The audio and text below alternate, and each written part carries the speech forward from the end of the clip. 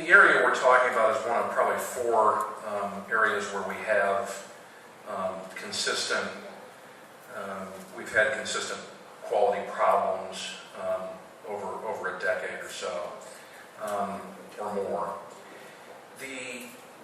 But the two most relevant neighborhoods there is 49th Street, where we've had these problems, and 44th Street, where we've had these problems. The way that the water department in the past had dealt with the problem on 49th Street was to simply open a valve and drain water for a period of almost a decade into the storm sewer.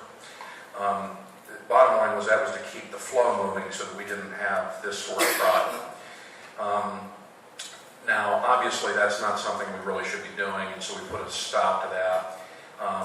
And we've been working on 49th Street and making some headway, although we still have some problems, and we're naturally not able to really, we're not able to do our hydrant flushing during the winter because of the hazard that poses to the streets and the freezing. 41st Street sits in a particularly low-lying bowl. And so topographically, it's a good 10, 12 feet lower than the surrounding neighborhoods at least. The high pressure side of the system comes off the water tower, and that's isolated from that neighborhood. And what has to be done when a distribution system is designed or developed or you add on to it is you've got to either manually or by computer modeling decide whether to place that area on the high or the low pressure side of the system. And because of where they're at topographically, one easy fix would be to open up the high pressure valves on that side of the system and open up 41st Street and that basin to the high pressure side. The problem is because of topographically how low they sit, the water pressure, as we've asked engineers over the years, would probably be in excess of 100 psi and would blow out the residential plumbing.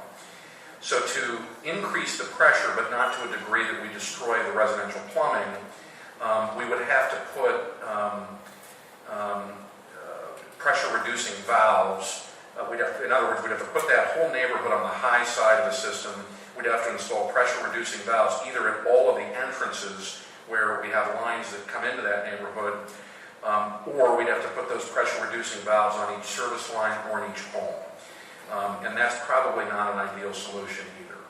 So what we're going to do, and what we've talked with engineers about informally already, but we'll formalize that and get some design underway here, what we need to do is basically redesign that part of the distribution system.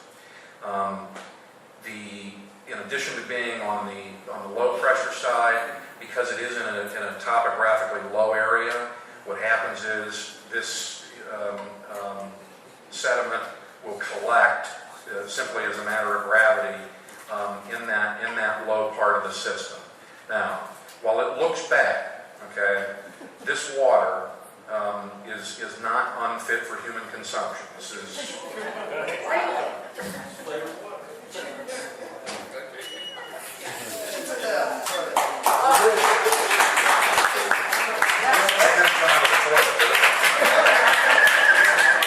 I understood this came out of the kitchen tap. The taste, by the way, it's not bad. But clearly, this is not the product we want to put out to the people who can't. Okay, and I know that it seems like our newer lines, those folks get perfectly clear water. The fact is, they're getting perfectly new, shiny, large new lines that helps the flow. So. Hopefully our experts are correct that this is perfectly safe for human consumption. You'll find out, maybe read about it in the rep if it's not. But anyway, to share the pain, I guess, I took a swig of it for you. But we are working on it. I'd love to put a timeline on it. We're preparing the budget for next year. And these four particular neighborhoods we need to get into design on. We're trying to solve the stormwater problems over there as well, but we do need to get in design with fixing this. But it's a distribution system problem. We're actually going to have, this could be, between 49th Street and 41st Street, this could be a multi-million-dollar fix. But we are working on it. Mr. President, Mr. Price, if you're not at work tomorrow, we're all going to really be concerned. I thank you for the explanation. You know how upset Tyler was over it. And when I said they wanted to get me out of the house, I want you to know they were still in their pajamas when I went there. They didn't really expect me, but they were always saying, stop over for coffee. So I took them up on this, you know. And when I saw that today, because fortunately they made coffee, I mean, out of that 5-gallon thing, and you know, I was thinking about this, because I don't have a significant other that can carry it, or somebody could carry it for me, but if I had to bring that into my house all the time, I could. Remember that card, so offering.